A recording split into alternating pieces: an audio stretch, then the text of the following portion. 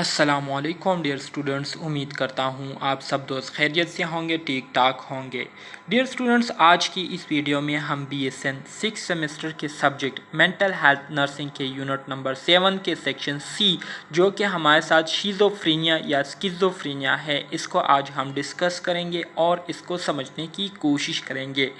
Dear students, आपको बताता चलूँ कि ये टॉपिक जो है काफ़ी ज़्यादा इम्पोर्टेंट है, काफ़ी ज़्यादा कंसेप्चुअल है। सो आपने इसको कंसंट्रेशन के साथ सुनना है और जितने भी इम्पोर्टेंट पॉइंट्स हैं उसको जो है आपने अपने साथ नोट डाउन कर लेने हैं, जो कि मैं आपको टॉपिक्स के दौरान जो है वो बताऊंगा। ठीक है। सो टॉपिक को स्टार्ट करने से पहले तमाम दोस्तों से गुजारिश है कि चैनल को सब्सक्राइब करें और बेल आइकन को दबाएं ताकि नए वीडियोज़ की नोटिफिकेशन आपको टाइम पर मिलती रहे। डियर स्टूडेंट, स्टार्ट करते हैं। To know schizophrenia is to know psychiatry. Dear student, यहाँ पर जो सेंटेंस लिखी गई है बहुत ही ज़्यादा इम्पोर्टेंट है, बहुत ही ज़्यादा अहमियत के हामिल है। कहते हैं कि अगर आपने स्किज़ोफ्रेनिया को अंडरस्टैंड कर लिया तो इसका मतलब ये है कि आपने जो साइकोलॉजी है, जो साइकेट्री है, इसको समझ ली। तो इस सेंटेंस से डियर स्टूडेंट्स आप अंदाज़ा लगा सकते हैं कि जो स्किज़ोफ्रेनिया डिसऑर्डर है ये कितनी मेजर डिसऑर्डर है, कितनी बड़ी बीमारी है। ठीक है, जिसकी वजह से इससे जो है पूरी साइकोलॉजी को रिलेट की गई है, पूरी साइकेट्री को इससे जो है रिलेट की गई है। ठीक है। सो इसको हम आज जो है प्रॉपर तरीके से इसको डिस्कस करेंगे और इसको समझेंगे। ठीक है। कहते हैं कि the most devastating illness that psychiatrist treat, जो स्किज़ोफ्रेनिया है ये हमारे साथ एक मोस्ट डिवास्टेटिंग इलनेस है। डिवास्टेटिंग इलनेस से मुराद ये है कि एक बहुत बड़ी, बहुत ही तबाहकुन बीमारी है। ठीक है, जिसको साइकेट्रिस्ट क्या करते हैं, ट्रीट करते हैं। One of the most challenging disease in medicine. इसके अलावा ये जो है एक मोस्ट चैलेंजिंग डिजीज़ है जिसमें जो है ज़्यादातर चैलेंजेस जो है पेशेंट को भी फेस करने पड़ते हैं और इसके साथ साथ जो फिजिशियन होते हैं, जो डॉक्टर्स होते हैं, उनको भी फेस करने पड़ते हैं। इसके साथ साथ 1% of the population has schizophrenia. World wide जितनी पॉपुलेशन है तो उस पॉपुलेशन में 1% पॉपुलेशन को जो है स्किज़ोफ्रेनिया वो लाहक है, वो स्किज़ोफ्रेनिया की बीमारी में मुब्तला है। An enormous economic burden. इसके साथ साथ जो लोग स्किज़ोफ्रेनिया का इलाज करते हैं तो वो माशी तौर पर बहुत ज़्यादा इफ़ेक्ट होते हैं, क्योंकि इसके ट्रीटमेंट में जो ख़र्चा आता है वो बहुत ज़्यादा आता है, अंदाजे से ज़्यादा आता है। इसके साथ साथ ये एक मेजर हेल्थ कंसर्न है। ठीक है। डियर स्टूडेंट्स, स्किज़ोफ्रेनिया के डिफिनीशन की तरफ आ जाते हैं। बहुत ही आसान डिफिनीशन है, बहुत ही सिंपल अल्फाज में की गई है। तो इसको आप गौर से थोड़ा सा सुने ताकि आपको इसकी समझ आ जाए। कहते हैं कि schizophrenia is defined is functional psychotic condition characterized by disturbances in thinking, emotion and perception in the presence of clear consciousness, which usually leads to social withdrawal। कहते हैं कि स्किज़ोफ्रेनिया ये हमारे साथ एक फंक्शनल साइकोटिक कंडीशन है जिसमें जो पेशेंट की जो साइकी है, उसके जो फंक्शन होते हैं उसमें क्या आ जाती है, उसमें चेंजेस आ जाती है, एबनॉर्मेलिटी आ जाती है। कैसे आती है, कहा गया है कि इसमें जो पेशेंट होते हैं उनकी जो थिंकिंग एबिलिटीज़ होती है वो डिस्टर्ब हो जाती है, उनके इमोशन जो है वो डिस्टर्ब हो जाते हैं और इसके साथ साथ उन पेशेंट का जो परसेप्शन होता है चीज़ों के बारे में, उनका जो नज़रिया होता है वो मुकम्मल तौर पर ख़राब हो जाता है। किस वजह से, इसका जो वजह है वो अननोन है, लेकिन जो है परसेप्शन जो है वो मुकम्मल तौर पर क्या हो जाती है, ख़राब हो जाती है, जिसकी वजह से एट द एंड पेशेंट जो है वो क्या हो जाता है, एंटी सोशल हो जाता है। मतलब लोगों के साथ उनका जो इंटरेक्शन है वो बिल्कुल ख़त्म हो जाता है, लोगों के साथ उनका मिलना जुलना फिर ख़त्म हो जाता है। तो इस कंडीशन को क्या कहते हैं, इस कंडीशन को स्किज़ोफ्रेनिया कहते हैं। ठीक है। डियर स्टूडेंट्स, यहाँ पर 3 बातें जो है आपको मेंशन की गई है इस डिफिनीशन में। एक हमारे साथ थिंकिंग प्रोसेस है, एक हमारे साथ इमोशन प्रोसेस है और एक हमारे साथ परसेप्शन प्रोसेस है। इन तीनों प्रोसेसेस में क्या आ जाती है, एबनॉर्मेलिटी आ जाती है, जिसकी वजह से जो पेशेंट होते हैं वो फिर सोशली विड्रावल हो जाते हैं। सोशली विड्रावल से मुराद उनका जो सोशल इंटरेक्शन है, लोगों के साथ उनका जो इंटरेक्शन होता है, बातचीत का प्रोसेस होता है, वो क्या हो जाता है, ख़त्म हो जाता है। ठीक है। तो इस कंडीशन को कहते हैं शिज़ोफ्रेनिया। जैसे कि मैंने कहा कि शिज़ोफ्रेनिया जो है ये हमारे साथ एक साइकोटिक मेंटल डिसऑर्डर है ऑफ अननोन एटियोलॉजी, जिसकी जो वजह है, जो बुनियादी वजह है, वो अभी तक नामालूम है। अभी तक ये पता नहीं चल सका कि जो शिज़ोफ्रेनिया काज होती है तो ये किस वजह से काज होती है। लेकिन इसमें क्या होता है, इसमें यूजुअली पेशेंट की जो थिंकिंग प्रोसेसेस है, ठीक है, उसमें एबनॉर्मेलिटी आ जाती है। कैसे एबनॉर्मेलिटी आती है? Distortion of reality. पेशेंट जो है वो हकीकत से दूर दूर तक जो है वो फिर नहीं मिलता, मतलब हकीकत से उसका ताल्लुक जो है वो ख़त्म हो जाता है, वो फिर ख्याली दुनिया में रहता है और जो हकीकत होती है, जो असल बात होती है, उसको वो फिर एक्सेप्ट नहीं करता। इसके साथ साथ पेशेंट जो है वो डिल्यूजन और हेलुसिनेशन का शिकार हो जाता है। डिल्यूजन एंड हेलुसिनेशन क्या है? डिल्यूजन से मुराद फॉल्स बिलीव अबाउट समथिंग, किसी चीज़ के बारे में उसका जो फॉल्स बिलीव होते हैं उसको कहता है डिल्यूजन, और हेलुसिनेशन से मुराद किसी चीज़ के बारे में उसका जो नज़रिया होता है, उसकी जो सोच होती है, फॉल्स परसेप्शन होती है, तो इसको हम हेलुसिनेशन कहते हैं। इसको आगे हम डिटेल से डिस्कस करेंगे, ठीक है, आगे स्लाइड्स में ये मौजूद है। इसके साथ साथ दूसरी जो चीज़ है जिसमें डिस्टर्बेंस आती है स्किज़ोफ्रेनिया के डिसऑर्डर में, वो है मूड। मूड में क्या आता है? मूड में जो है पेशेंट की जो मूड में एम्बिवेलेंस आ जाती है। एम्बिवेलेंस किसे कहते हैं? एम्बिवेलेंस से मुराद ऐसी कंडीशन होती है जिसमें एक पेशेंट जो है एक ही टाइम पर वो डिफरेंट एक्सपीरियंस करता है। मतलब यह है कि एक ही टाइम पर वो बहुत ज़्यादा अचानक गुस्सा हो जाता है, हाइपर एग्रेशन शो करता है, और फिर एकदम से वो क्या हो जाता है, रिलैक्स हो जाता है और ऐसे शो करता है जैसे कुछ हुआ ही नहीं है, ठीक है। इसके अलावा एक बंदा जो है बहुत ज़्यादा खफा होता है और एकदम से जो है वो छलांगे लगाना शुरू कर देता है, बहुत ज़्यादा एक्साइट हो जाता है, बहुत ज़्यादा खुश हो जाता है, चीखना चिल्लाना शुरू कर देता है। तो इस किस्म की कंडीशन को क्या कहते हैं? एम्बिवेलेंस कहते हैं, ठीक है। इसके साथ साथ इनअप्रोप्रिएट इफेक्ट। इनअप्रोप्रिएट इफेक्ट से मुराद उनके जो एक्सप्रेशन होते हैं वो क्या होता है? इनअप्रोप्रिएट होते हैं, ठीक है, अजीब व गरीब होते हैं। इसके अलावा उनका जो रवैया होता है, जिसे हम बिहेवियर कहते हैं, उसमें एपैथेटिक विड्रावल आ जाता है। लोगों के साथ फिर वो हमदर्दी से पेश नहीं आते, ठीक है, और बिल्कुल बेजारी वाले एक्टिविटीज़ को क्या करता है? शो करता है। और ये सारे अलामात जो है उस पेशेंट में कम से कम 6 महीने तक पाए जाते हैं। 6 महीने तक ये सारे अलामात, ये सारी बातें जो है उस पेशेंट में मौजूद होती है जो कि शिज़ोफ्रेनिया के डिसऑर्डर का शिकार हुआ होता है। डियर स्टूडेंट्स, इस डायग्राम में आप देख सकते हैं कि जो पेशेंट है वो बेजारी का शिकार हुआ है, ठीक है, बेजार है, और बेजारी में आप देख सकते हैं कि पेशेंट जो है किस तरह से खाना खा रहे हैं, ठीक है। तो इसको कहते हैं बेजारी एक्टिविटी, मतलब ये पेशेंट जो है ये सही तरीके से खाना खा सकती थी, रिलैक्स होकर इसको जो है एंजॉय कर सकती थी, लेकिन ये पेशेंट चूँकि स्किज़ोफ्रेनिया की पेशेंट है तो इस वजह से इस तरीके से ये खाना खा रही है। एटियोलॉजी। डियर स्टूडेंट्स, अगर एटियोलॉजी की बात करें, अगर कास्ट की बात करें, तो इसकी जो असल वजह है वो अभी तक जो है नामालूम है, लेकिन कुछ शवाहिद, कुछ सबूत के बेस पर जो है मंदरजा झेल फैक्टर्स को जो है उसको डिस्क्राइब किया गया है जो कि स्किज़ोफ्रेनिया से रिलेटेड है, और स्किज़ोफ्रेनिया जो है इस पर डिपेंड करती है, जिसमें एक हमारे साथ बायोलॉजिकल फैक्टर है, एक हमारे साथ सोशियोलॉजिकल फैक्टर है, और एक हमारे साथ साइकोलॉजिकल फैक्टर है। बायोलॉजिकल फैक्टर्स की डियर स्टूडेंट्स अगर हम बात करें जिसकी वजह से स्किज़ोफ्रेनिया काज होती है, तो इसमें हमारे साथ जेनेटिक कंसिडरेशन आती है।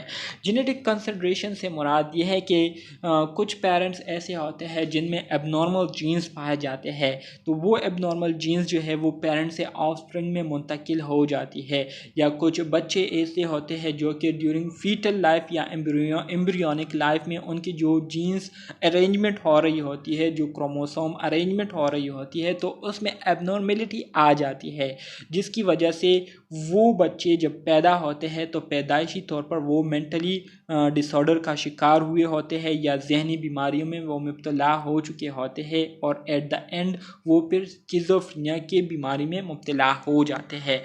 तो ये तो बात थी जेनेटिक कंसिडरेशन की। इसके अलावा अगर इन्वायरमेंटल फैक्टर्स की बात करें हम बायोलॉजिकल फैक्टर में, तो इसमें abnormality of pregnancy and delivery और प्रेगनेंसी के दौरान जो है एबनॉर्मेलिटी आने की वजह से तकरीबन 2% चांसेस होते हैं कि वो बच्चा जो है वो फिर स्किज़ोफ्रेनिया का शिकार हो। ठीक है, इसके अलावा फीटल स्टेज में जो बच्चा होता है तो उसको जब ग़िज़ा प्रॉपर तरीके से नहीं मिलती और वहाँ पर जो है ग़िज़ा की किल्लत हो जाती है, जो फीटस है उसको प्रॉपर न्यूट्रिशन नहीं मिलती, तो प्रॉपर न्यूट्रिशन ना मिलने की वजह से वो बच्चा जो है मेंटली रिटार्डेशन का शिकार हो जाता है और इसके चांसेस भी तकरीबन 2% मौजूद होते हैं बायोलॉजिकली। इसके अलावा लो सोशियो इकनॉमिक क्लास बर्थ, अगर बच्चे की पैदाइश ऐसे फैमिली में हो जो कि बहुत ज़्यादा गरीब हो तो गुर्बत की वजह से वो बच्चा जो है महरूमियों का शिकार हो जाता है और इस वजह से फिर वो स्किज़ोफ्रेनिया का पेशेंट बन जाता है और इसके जो चांसेस है वो 1.1% होते हैं। ठीक है डियर स्टूडेंट्स, अगर सोशियोलॉजिकल फैक्टर की हम बात करें तो सोशियोलॉजी में स्टडी से जो है ये इस बात का जो है पता चला है कि वो लोग जो कि बहुत ज़्यादा गरीब हो या जिनकी फैमिली जो है बहुत ज़्यादा गरीब हो या वो बहुत ज़्यादा गरीब फैमिली से ताल्लुक़ रखते हो, तो ऐसे लोगों में जो स्किज़ोफ्रेनिया के जो केसेस होते हैं वो बहुत ज़्यादा देखने को मिलते हैं।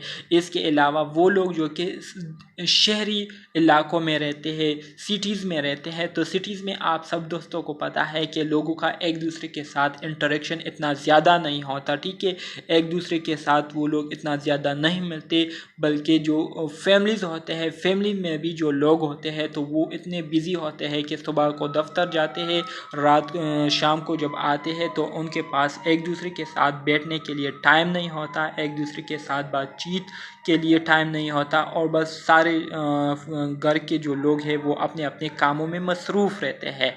तो सोशियोलॉजिकल फैक्टर में इस रिसर्च से जो है इस बात का पता चला है कि वो लोग जो कि माशी तौर पर बहुत ज़्यादा कमज़ोर हो, मतलब गरीब हो, और वो लोग जो कि शहरी इलाकों में रहते हैं तो इनमें बहुत ज़्यादा चांसेस होते हैं और इनमें ज़्यादातर केसेस जो है वो स्किज़ोफ्रेनिया के देखने को मिलते हैं। ठीक है, इसके अलावा अगर साइकोलॉजिकल फैक्टर्स की हम बात करें जिसकी वजह से स्किज़ोफ्रेनिया काज होती है, तो इसमें जो सेंसरी इंफॉर्मेशन होती है, ठीक है, वो लोग जो कि पेशेंट होते हैं, बीमार होते हैं, तो वो सेंसरी इंफॉर्मेशन को अच्छे तरीके से प्रोसेस नहीं कर पाते। सेंसरी इंफॉर्मेशन जो वो लोग परसीव कर रहे होते हैं तो उसको सही तरीके से अंडरस्टैंड नहीं कर पाते, उसको इंटरप्रेट नहीं कर पाते, जिसकी वजह से जो है वो फिर सही तरीके से बातचीत नहीं कर पाते, सही तरीके से वो बिहेव नहीं कर पाते, तो इस वजह से जो पेशेंट है वो स्किज़ोफ्रेनिया का शिकार हो जाता है। इसके अलावा ऐसे पेशेंट जो है नॉइज़ को बर्दाश्त नहीं कर पाते, थोड़ा सा भी वो शोर को सुनते हैं तो उससे बहुत ज़्यादा वो डिस्टर्ब होते हैं। ठीक है, तो साइकोलॉजिकल फैक्टर ये है जो कि पेशेंट को स्किज़ोफ्रेनिया का शिकार करती है। पैथोफिजियोलॉजी, डियर स्टूडेंट्स, अगर पैथोफिजियोलॉजी की हम बात करें कि कैसे ये बीमारी जो है ये डेवलप्ड होती है इंडिविजुअल में, तो इसमें यूजुअली हमारे साथ कुछ ऐसे न्यूरोट्रांसमीटर है जो कि अपना रोल प्ले कर रही है इस स्किज़ोफ्रेनिया डिसऑर्डर को काज करने में। So disorder of dopaminergic function, dopaminergic से मुराद डोपामीन जो न्यूरोट्रांसमीटर होते हैं उनके जो फंक्शन है उसमें क्या आ जाती है, उसमें डिसऑर्गेनाइजेशन आ जाती है, डिसऑर्डर आ जाती है, उसमें ख़राबी आ जाती है। तो इससे क्या होता है, किस वजह से ख़राबी आती है, यूजुअली जब डोपामीन की एक्टिविटी में इंक्रीज़ आ जाती है, डोपामीन जो है कुछ एरियाज़ में जो न्यूरल ट्रैक है वहाँ पर जो डोपामीन की एक्टिविटी है वो नॉर्मल से ज़्यादा हो जाती है, जिसकी वजह से जो डोपामिनर्जिक फंक्शंस होते हैं वो एबनॉर्मल हो जाते हैं। इसके अलावा जो दूसरा न्यूरोट्रांसमीटर है जो कि स्किज़ोफ्रेनिया में एबनॉर्मेलिटी को काज करती है या स्किज़ोफ्रेनिया को काज करती है, इसमें हमारे साथ सेरोटोनिन सेरोटोनिन की कंसंट्रेशन का बहुत ज़्यादा हो जाना या सेरोटोनिन न्यूरोट्रांसमीटर के फंक्शंस या एक्टिविटीज़ का बहुत ज़्यादा हो जाना नॉर्मल से, ठीक है। इसके अलावा नॉरएपिनेफ्रिन के जो एक्टिविटीज़ है वो उसका बहुत ज़्यादा हो जाना नॉर्मल से। इसके साथ साथ जो हमारे साथ गाबा न्यूरोट्रांसमीटर है जिसे हम गैमा एमिनो ब्यूटेरिक एसिड कहते हैं, उसकी एक्टिविटीज़ में कमी का आ जाना। तो ये सारे फैक्टर जो है ये स्किज़ोफ्रेनिया को क्या करती है, इंडिकेट करती है, और इस वजह से स्किज़ोफ्रेनिया जो है ये क्या होती है, इंक्रीज़ होती है, स्टिमुलेट होती है। डियर स्टूडेंट्स, स्किज़ोफ्रेनिया के अगर मेजर सिम्टम्स की हम बात करें तो यूजुअली स्किज़ोफ्रेनिया के जो मेजर सिम्टम्स है उसको 3 हिस्सों में डिवाइड किया गया है। एक हमारे साथ पॉजिटिव सिम्टम्स है स्किज़ोफ्रेनिया के, एक हमारे साथ नेगेटिव सिम्टम है स्किज़ोफ्रेनिया के, और एक हमारे साथ साइकोमोटर सिम्टम्स है स्किज़ोफ्रेनिया के। जो पॉजिटिव सिम्टम्स है स्किज़ोफ्रेनिया के, तो इसमें यूजुअली जो पेशेंट होते हैं स्किज़ोफ्रेनिया के, तो उनकी बिहेवियर में जो है एबनॉर्मली इंक्रीजमेंट आ जाती है, वो एबनॉर्मली जो है एक्स्ट्रा एक्टिविटीज़ करने लग जाते हैं, ठीक है। तो इसलिए इसको पॉजिटिव सिम्टम्स कहा गया है। इसके अलावा जो नेगेटिव सिम्टम्स है इसमें जो पेशेंट के बिहेवियर है उसमें डिक्रीज़ आ जाती है, उसमें कमी आ जाती है, ठीक है। लोग जो है प्रॉपर तरीके से काम नहीं कर पाते या नॉर्मल से कम काम करते हैं, नॉर्मल से कम फंक्शंस करते हैं, तो इस वजह से इसको नेगेटिव सिम्टम्स कहा गया है। और जो साइकोमोटर सिम्टम है इसमें साइकोमोटर एक्टिविटीज़ में एबनॉर्मेलिटी आ जाती है। इसको हम आगे डिटेल के साथ डिस्कस करेंगे। पॉजिटिव सिम्टम्स या heart symptom. Dear students, schizophrenia के जो पॉजिटिव सिम्टम्स है इसको हार्ट सिम्टम्स भी कह सकते हैं। Characterized as pathological excess because symptoms in this group add to a person behavior rather than subtract from a person behavior। अब जो पॉजिटिव सिम्टम्स होते हैं इसमें पैथोलॉजिकली पेशेंट की जो बिहेवियर है उसमें इंक्रीजमेंट आ जाती है। जैसे कि मैंने आपको इसके स्टार्ट में कहा था कि पेशेंट के जो बिहेवियर होते हैं उसमें एबनॉर्मली इंक्रीज आ जाती है, वो एबनॉर्मली इंक्रीज एक्टिविटीज़ करते हैं, उनकी जो एक्टिविटीज़ है वो ओवर एक्टिव हो जाते हैं, ठीक है। तो इसको कहते हैं या हार्ट सिम्टम्स, ठीक है। इसमें सबसे पहले नंबर पर जो सिम्टम है पॉजिटिव या हार्ट सिम्टम में स्किज़ोफ्रेनिया के, उसको कहते हैं एम्बिवेलेंस। जैसे कि इससे पहले भी मैंने आपको 2 दफ़ा इसके बारे में बताया कि एम्बिवेलेंस ये हमारे साथ वो कंडीशन होती है जिसमें एक patient at a time dual activities को परफॉर्म करता है या ड्यूअल एक्ट करता है, ड्यूअल बिहेवियर करता है। जैसे कि एक टाइम पर वो बहुत ज़्यादा एक्साइटेड होता है या हाइपर एक्टिव हो जाता है या हाइपर एग्रेशन जो है शो करता है, जबकि उसी टाइम पर फिर वो अचानक उसकी जो मूड है उसमें अल्ट्रेशन आ जाती है, उसमें तब्दीली आ जाती है और वो एग्रेशन से जो है बिल्कुल वापस आ जाता है, रिलैक्स मूड में आ जाता है, बिल्कुल काम हो जाता है और ऐसे शो करता है जैसे कुछ हुआ ही ना हो, ठीक है। इसके अलावा अगर एक पेशेंट हो वो बहुत ज़्यादा खफा हो तो अचानक ही एकदम से उसकी मूड जो है उसमें चेंजेस आ जाती है और वो बहुत ज़्यादा एक्साइटमेंट का शिकार हो जाता है, बहुत ज़्यादा ओवर एक्साइटेड हो जाता है। तो इस किस्म की एक्टिविटीज़ को जो कि अचानक ही एट अ टाइम चेंज होते रहते हैं तो इसको कहते हैं एम्बिवेलेंस, ठीक है। इसके साथ साथ एसोसिएटिव लूजनेस जैसे कि इसके नाम से ज़ाहिर हो रहा है कि इसमें जो पेशेंट होता है उसके जो थॉट्स और आइडियाज़ है वो उसकी जो बातें हैं उससे रिलेट नहीं कर पाती और टॉपिक से रिलेटेड वो बात नहीं कर पाता या सोच नहीं कर सकता है, ठीक है। तो इसको कहते हैं एसोसिएटिव लूजनेस। इसके अलावा डिल्यूजन किसे कहते हैं? Fix false believe that have no basis in reality, ठीक है। ऐसे फॉल्स बिलीव करते हैं जिसका हकीकत के साथ दूर दूर तक कोई ताल्लुक नहीं होता। फॉल्स बिलीव से मुराद ये है कि आपको ऐसे पेशेंट देखने को मिले होंगे आपकी लाइफ में कि आपने उनसे ये बात सुनी होगी कि वो अक्सर औक़ात आपको कहेंगे कि ये बंदा जो है मेरे सामने खड़ा है और मुझे इशारे कर रहा है, ठीक है, या मुझे ये बात कह रहा है, ठीक है, जो कि हकीकत में वहाँ पर कोई भी बंदा मौजूद नहीं होगा, लेकिन वो मुसलसल आपको कहेगा कि ये बंदा जो है यहाँ पर मेरे सामने ये देख के ये मौजूद है, मुझे इशारे कर रहा है और आपकी तरफ भी इशारे कर रहा है। हकीकत में वो नहीं होता, लेकिन उस बंदे को ऐसे दिखाई दे रहा होता है और वो ऐसे बिलीव कर रहा होता है। तो इसको कहते हैं फॉल्स बिलीव और इस कंडीशन को कहता है डिल्यूजन। ठीक है। इसके अलावा इकोप्रेक्सिया किसे कहते हैं? Echopraxia is imitation of the movement and gestures of another person whom the client is observing। Echopraxia का सिंपल अल्फाज में मतलब ये है कि जो पेशेंट होते हैं वो पेशेंट जिन लोगों को ऑब्ज़र्व कर रहे होते हैं तो उन लोगों का क्या करते हैं, नकल उतारते हैं, उनके जो मूवमेंट है, उनके जो जेस्चर्स है, उनका नकल उतारते हैं और नकल करते रहते हैं। तो इस किस्म के प्रोसेस कंडीशन को क्या कहते हैं? इकोप्रेक्सिया कहते हैं। Flight of ideas. Flight of ideas से मुराद यह है कि continuous flow of verbalization in which the person jump repeatedly from one topic to another. Flight of ideas ये हमारे साथ वो कंडीशन होती है जिसमें एक बंदा जो है मुसलसल बोल रहा होता है और अचानक एक टॉपिक से दूसरे टॉपिक की तरफ जंप कर लेते हैं और दूसरे टॉपिक को स्टार्ट कर लेते हैं और इसी तरह से फिर उस टॉपिक को दरमियान में छोड़कर दूसरे टॉपिक्स पर, तीसरे टॉपिक्स पर बात करना शुरू कर देते हैं। तो इसको कहते हैं फ्लाइट ऑफ आइडियाज़। इसके अलावा हेलोसिनेशन। हेलोसिनेशन ये हमारे साथ वो कंडीशन है जिसमें जो पेशेंट होता है वो जो परसेप्शन कर रहा होता है तो वो फॉल्स सेंसरी परसेप्शन कर रहा होता है जो कि हकीकत में नहीं होती। सिंपल अल्फाज में हेलोसिनेशन से मुराद ये है कि आपने अक्सर ऐसे लोगों को भी देखा होगा कि जो अक्सर ये बात करते हैं कि यार मुझे जो है आवाज़ें सुनाई दे रही है, ये आवाज़ मुझे आ रही है, क्या आपको सुनाई दे रही है? असल में वो आवाज़ नहीं होती, लेकिन वो बार बार ये कह रहा होता है कि यार ये आवाज़ कहाँ से आ रही है जो मुझे बार बार सुनाई दे रही है। या वो लोग कहते हैं कि यार मुझे पीछे से कोई टच कर रहा है, कोई दिक्कत दे रहा है या कोई थप्पड़ जो है पीछे से मुझे मार रहा है, जो कि हकीकत में नहीं होता।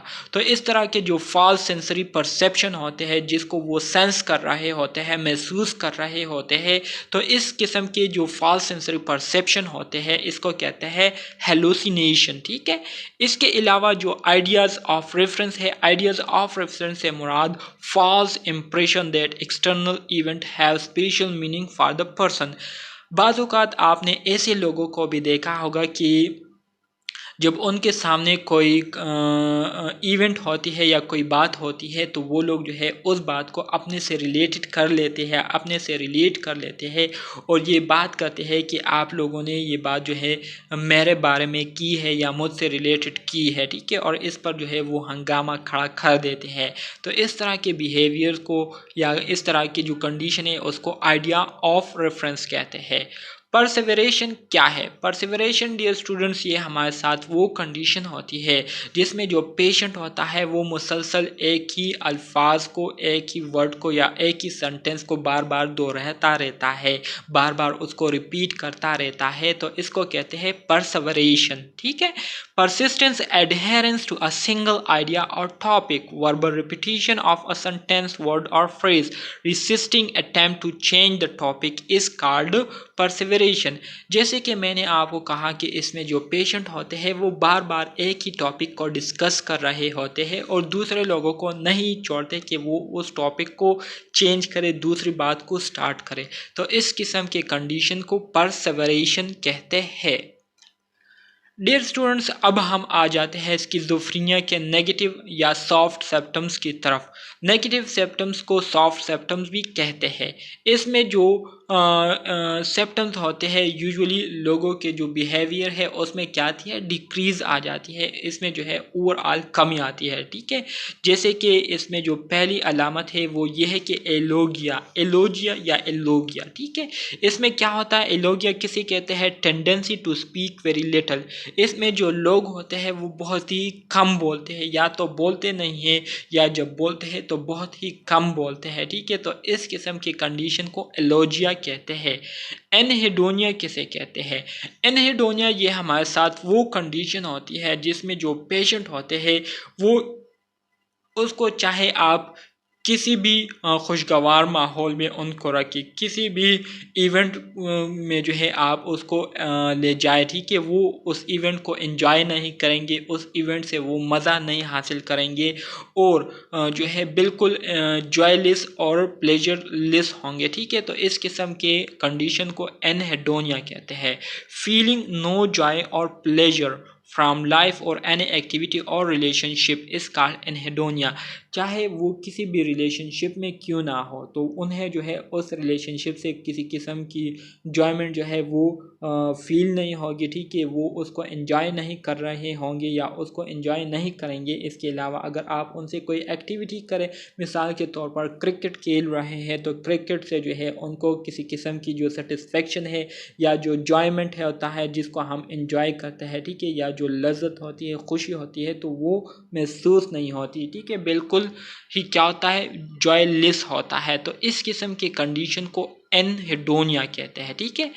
एपैथी ये हमारे साथ वो कंडीशन होती है जिसमें जो इंडिविजुअल होते हैं वो रहमी का सलूक करते हैं या हमदर्दी को शो नहीं करते, हमदर्दी को दूसरे के साथ जो है वो नहीं करते, ठीक है। तो इस किस्म की बिहेवियर को एपैथी कहते हैं। Feeling of indifference toward people, activities and event, ठीक है, तो इसको कहते हैं एपैथी, ठीक है।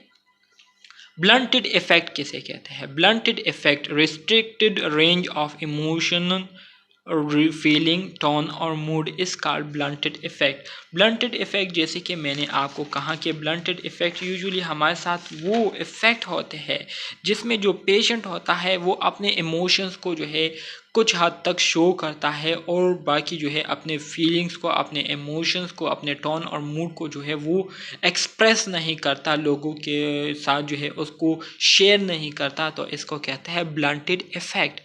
इसके अलावा flat affect, flat affect absence of any facial expression that would indicate emotion और mood is called flat affect. इसमें जो बंदा होता है वो बिल्कुल एक्सप्रेशन लेस होता है, उसके फेस पर किसी भी किस्म के तासुरात नहीं होते जिससे लोग जो है ये अंदाज़ा नहीं लगा सकते कि आया ये बंदा जो है अभी खुश है या खफा है, ठीक है, गुस्से में है या बिल्कुल रिलैक्स है। तो उसके फेस पर जो है उसके चेहरे पर किसी किस्म के तासुरात नहीं होते, तो इस कंडीशन को फ्लैट इफेक्ट कहते हैं।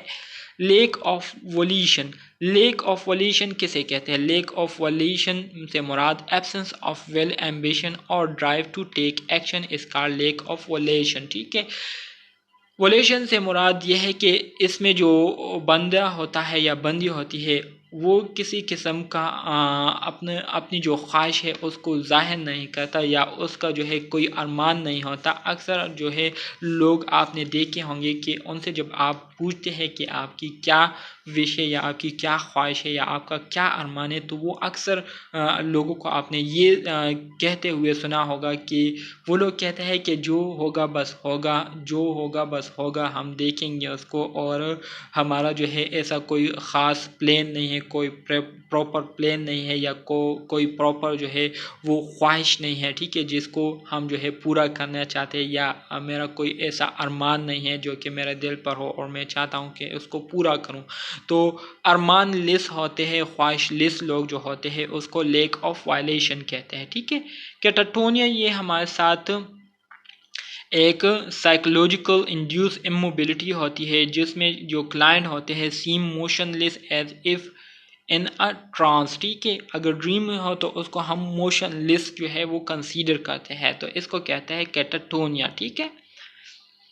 इन अटेंशन, इन अटेंशन नाम से ज़ाहिर हो रहा है कि इसमें जो पेशेंट होते हैं वो चीज़ों पर कंसंट्रेट, चीज़ों पर फोकस जो है वो नहीं कर पाते, तो इसको इन अटेंशन कहते हैं।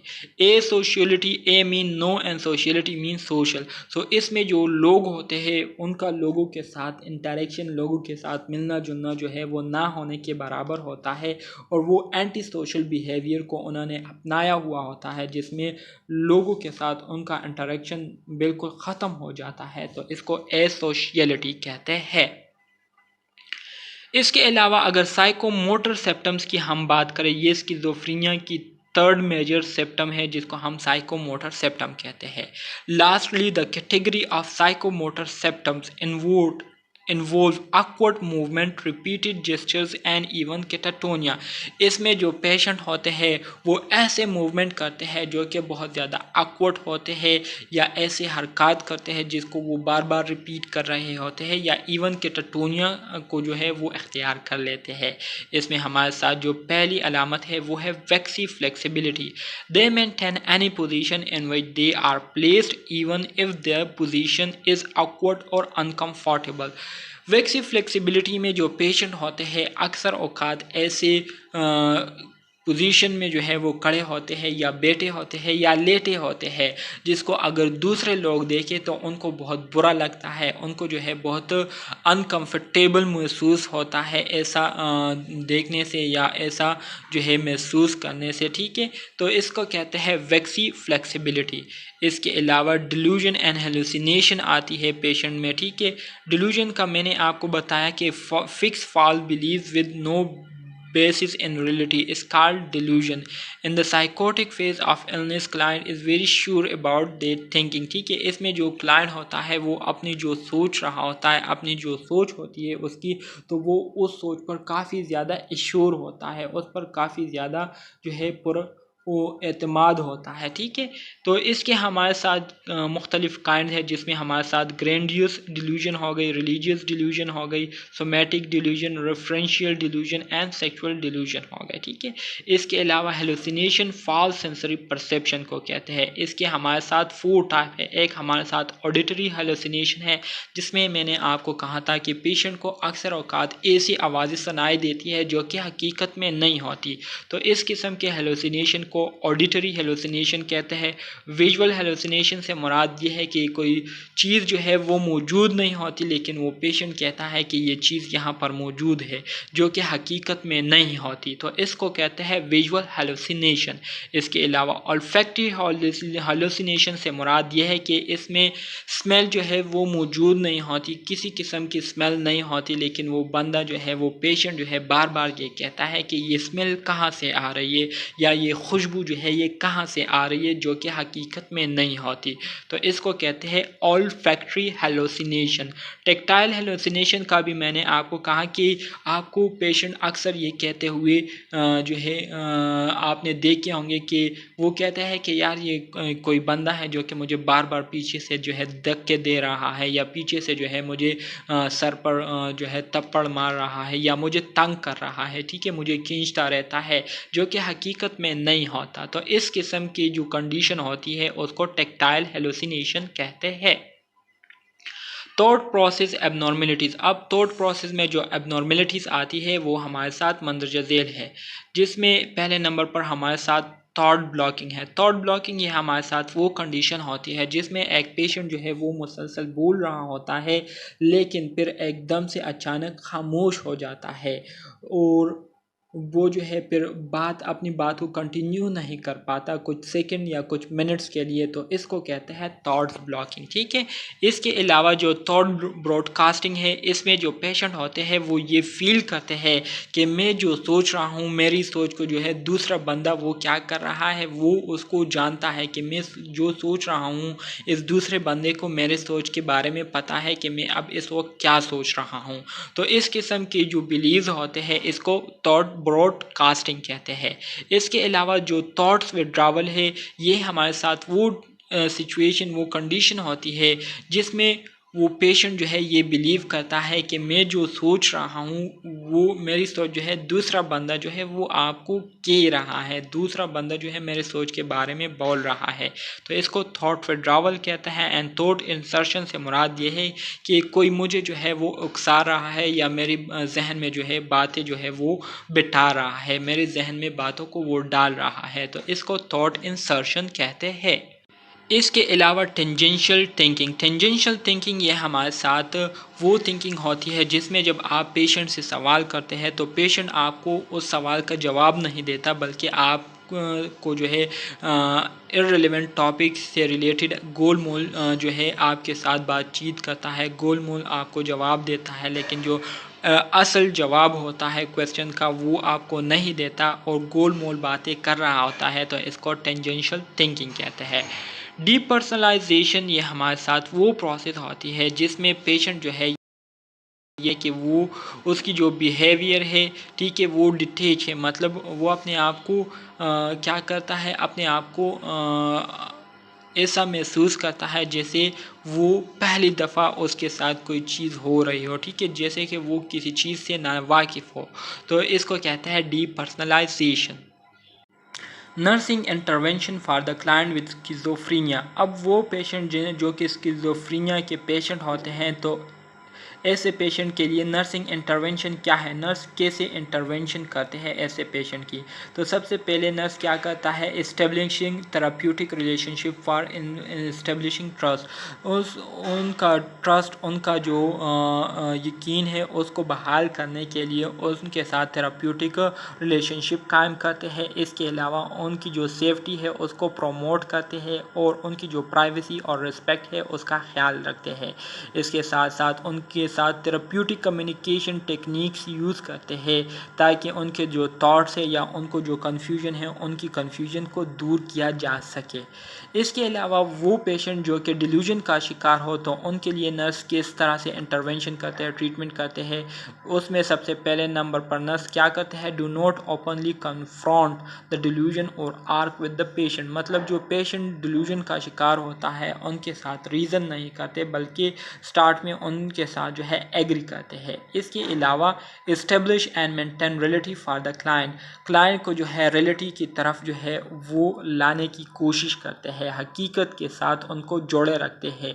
Teach the patient positive self talk. इसके अलावा पेशेंट को जो है सिखाते हैं कि किस तरह से आप अपने साथ मुस्बत बातचीत कर सकते हैं, किस तरह से आप मुस्बत सोच सकते हैं और किस तरह से आप डिल्यूजनल थॉट्स को इग्नोर कर सकते हैं। इसके अलावा वो पेशेंट जो कि हेलुसिनेशन का शिकार हो, तो उनके लिए नर्सेस क्या करते हैं, help present and maintain relative by frequent contract and communication with client, ठीक है। इसके साथ साथ elicit description of hallucination to protect client and other. जो हेलुसिनेशन होती है क्लाइंट को, ठीक है, तो उस हेलुसिनेशन को क्या करते हैं, उसको ख़त्म करने की कोशिश करते हैं ताकि पेशेंट भी महफूज हो और पेशेंट से दूसरे लोग भी महफूज हो। The nurse understanding of the hallucination help him how to calm और रीअश्योर द क्लाइंट। इसके अलावा नर्स के लिए ज़रूरी है कि उसको पता हो कि हेलुसिनेशन से किस तरह से हमने अपने पेशेंट को निकालना है। अगर इसके बारे में नर्स को पता होगा तो नर्स जो है वो फिर आसानी से अपने क्लाइंट को रिलैक्स कर सकेंगे, ठीक है। इसके साथ साथ engage client in relative based activities such as card playing, occupational therapy और लिसनिंग टू म्यूज़िक। इसके अलावा नर्स का ये काम है कि वो अपने क्लाइंट को इंगेज रखेगा रियलिटी बेस्ड एक्टिविटीज़ पर, ऐसे कामों पर जिसका जो कि हकीकत में हो, जैसे कि कार्ड्स प्लेइंग करना, कार्ड्स खेलना, ठीक है। इसके अलावा जो ऑक्यूपेशनल थेरेपी या म्यूज़िक को सुनना।